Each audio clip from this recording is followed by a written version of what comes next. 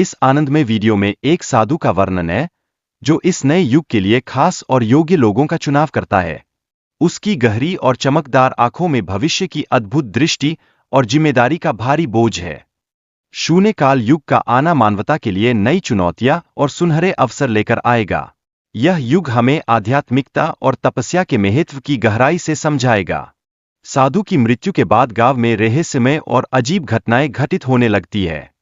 ये घटनाएं हमें संकेत देती है कि शून्यकाल युग का आगमन अब बस कुछ ही दूर है। गुफा के अंदर की अद्भुत घटनाएं उनके लिए जैसे एक सपना बन जाती है, जहां उन्हें अनोखे ज्ञान की प्राप्ति होती है।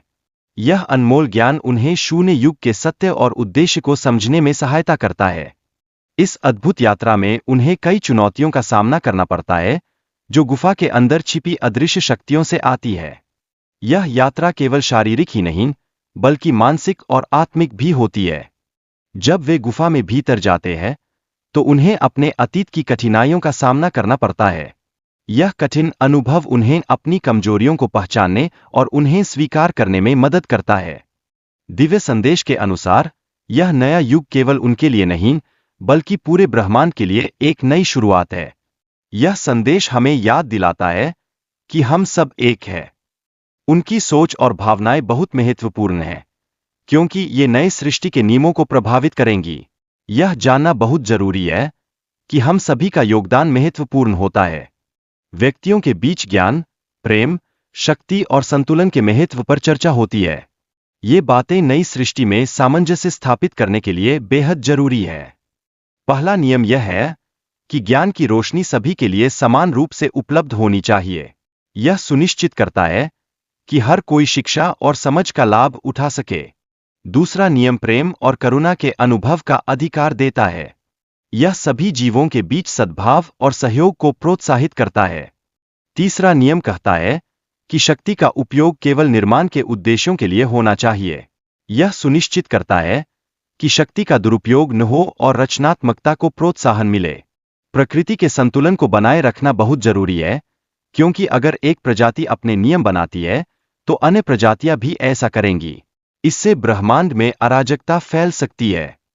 हर कार्य के परिणाम होते हैं, और यह आवश्यक है कि प्रजातियां अपने कार्यों की जिम्मेदारी समझें। यह समझ उन्हें आगे बढ़ने में मदद कर सकती है। विकास के दौरान प्रजातियों को अपनी गलतियों से सीखने का अवसर मिलना चाहिए। यह अनुभव उन्हें अपने निर्णयों में सुधार करने में मदद करेगा। 5 रक्षक समझ गए कि अंधकार से लड़ाई उनकी अपनी शक्ति से नहीं हो सकती। इसके लिए उन्हें एक नई शक्ति, ज्ञान की आवश्यकता थी। ज्ञान सभी प्राणियों में पहले से ही मौजूद था, लेकिन इसे पहचानने और समझने की आवश्यकता थी। यह एक सामूहिक शक्ति थी जो सभी सृष्टि से जुड़ी थी।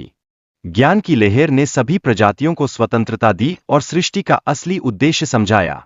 अब हर अस्तित्व सृष्टि के प्रति जिम्मेदार बना। शून्यकाल के दौरान कुछ प्रजातियों ने अपने ज्ञान का दुरुपयोग करना शुरू किया, जिससे संतुलन को खतरा पैदा हुआ। यह एक महत्वपूर्ण मोड़ था। 5 रक्षक एकत्र होकर इस संतुलन को बनाए रखने के लिए नए तरीके से हस्तक्षेप करने का निर्णय लेते हैं।